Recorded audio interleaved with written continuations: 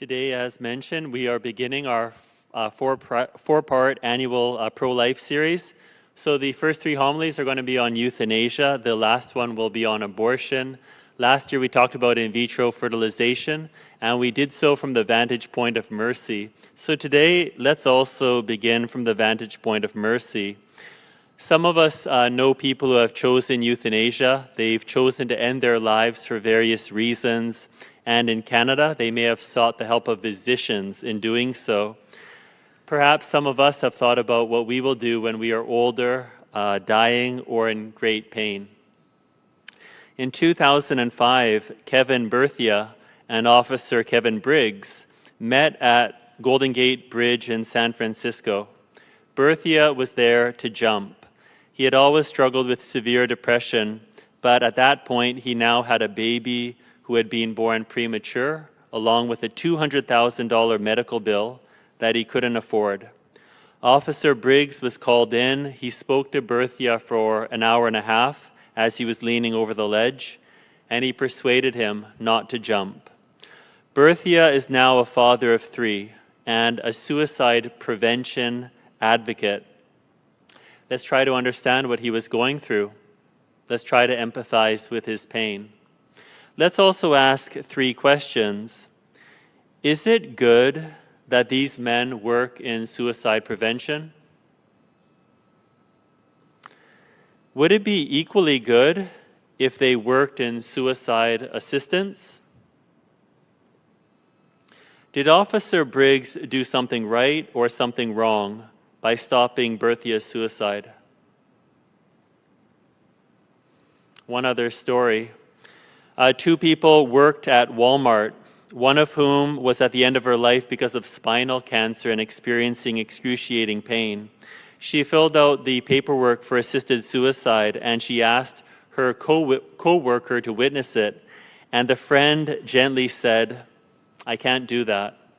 And the friend asked, "What are you most afraid of?" And the woman said, "The pain." So the friend asked if they could together consult a palliative care specialist to see what options were available to control the pain, and she promised to visit her.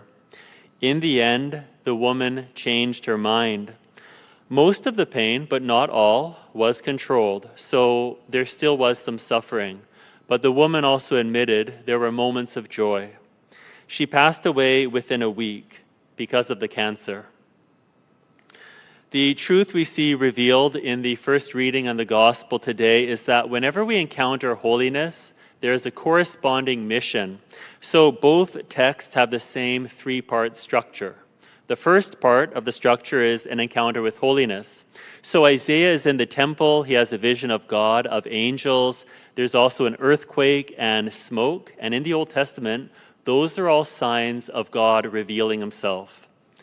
In the gospel, Jesus tells St. Peter to let down the nets for a catch. He responds, "We've already done that all night. We caught nothing." But he decides to follow Jesus anyway. They bring in so many fish that the nets are close to breaking. They're about to sink. So the point is, this is impossible. This is really a miracle, God revealing himself. The second part of the structure is a reaction of unworthiness. Isaiah says, "Woe is me, I am lost." St. Peter says, "Go away from me, Lord, for I am a sinful man." And the third part, receiving a mission.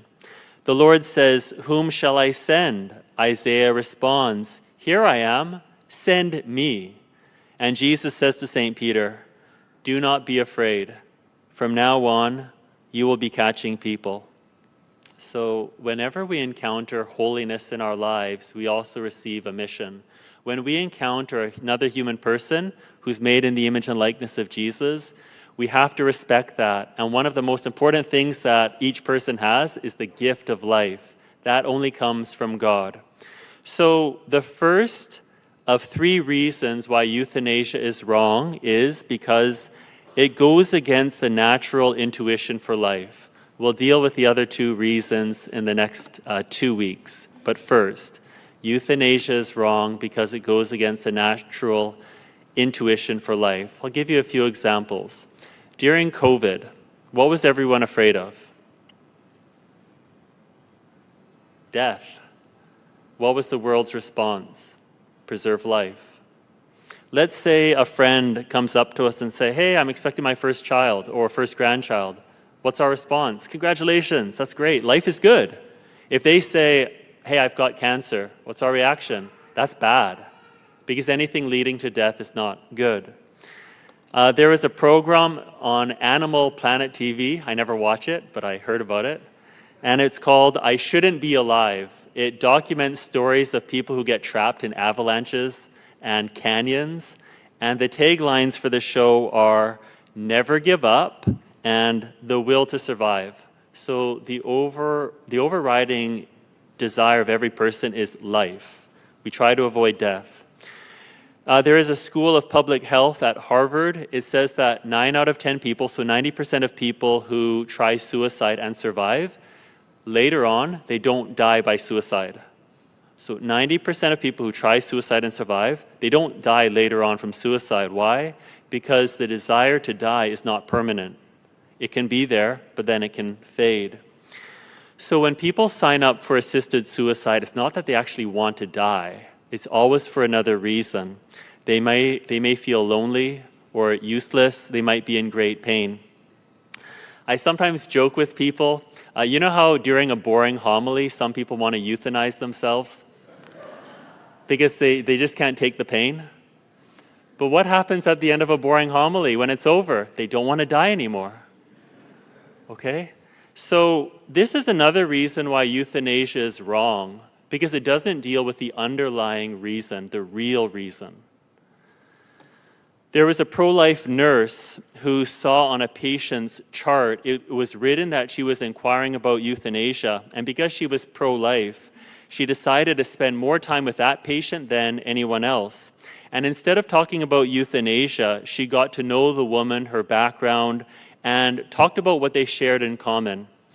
A few weeks later, it said on the chart, well, it was revealed that the woman was no longer seeking euthanasia. That investment of time changed her heart. So that's a beautiful example of the truth we see in the readings. Whenever we encounter holiness, we receive a mission to love and serve that person. And now I'd like to show you a video, a famous Canadian story. It's a very sad story. Imagine choosing death over homelessness. That's what one St. Catharines man is contemplating. Tonight on City News, we continue to delve into medically assisted dying and how some believe it is their only option to living in poverty. Are you afraid to die? Who isn't? Yeah,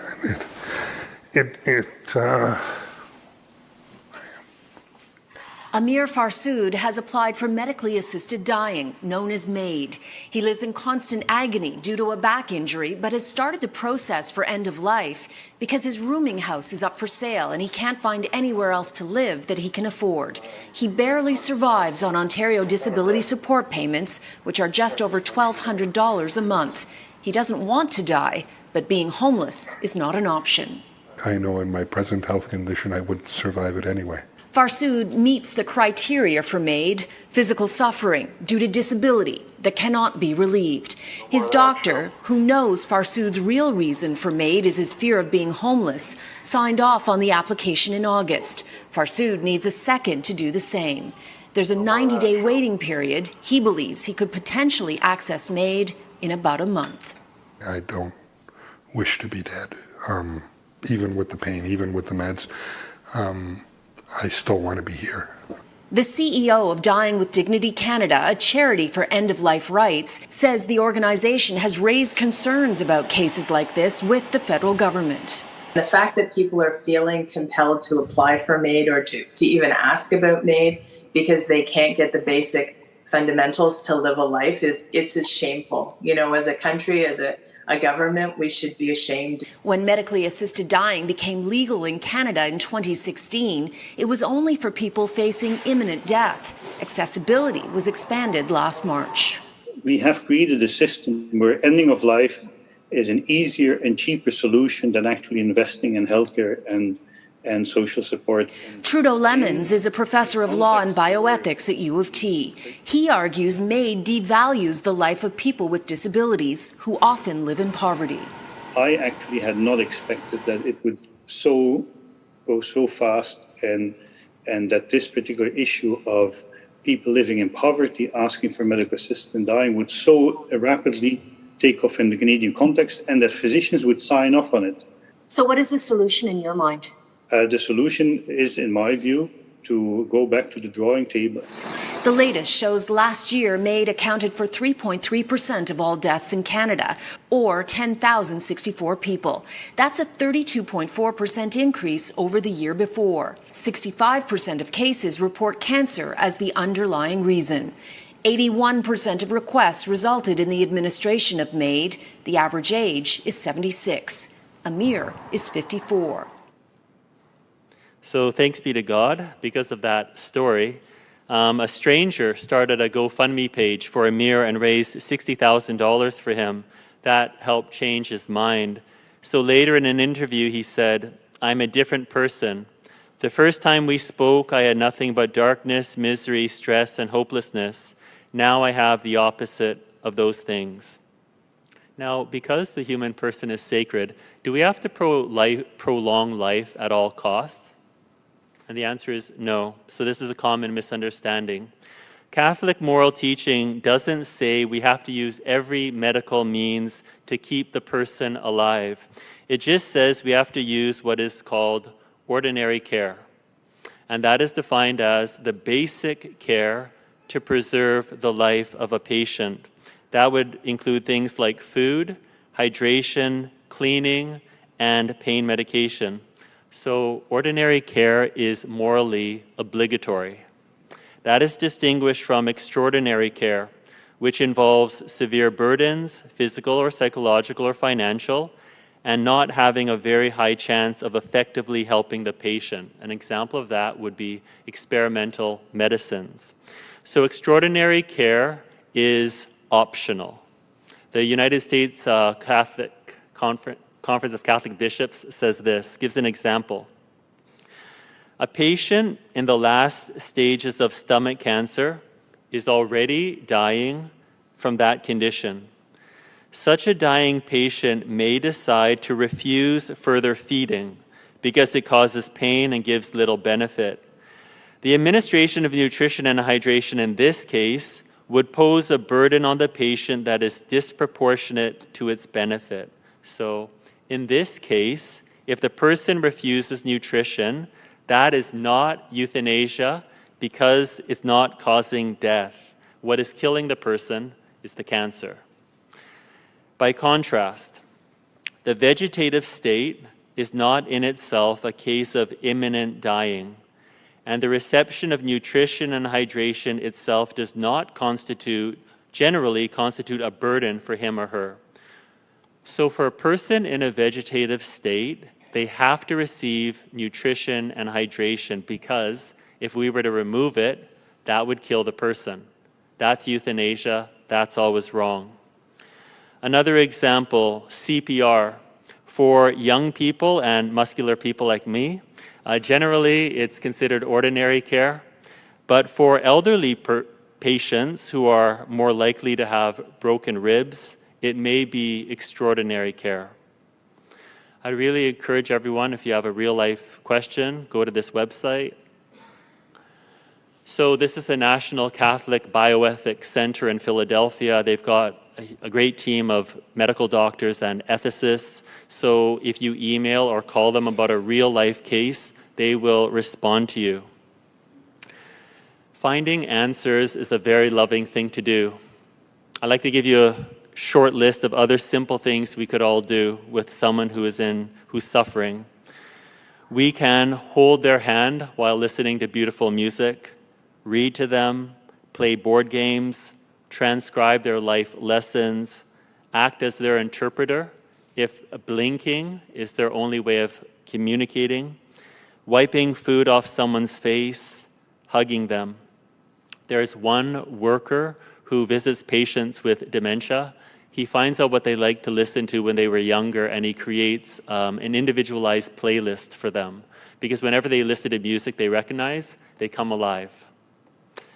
At the end of Mass, we're going to have someone from Birthright speak to us. We've been looking for over a year at an opportunity to get someone to speak to us, so today's a perfect chance. I'd really encourage all of us to support Birthright and even volunteer.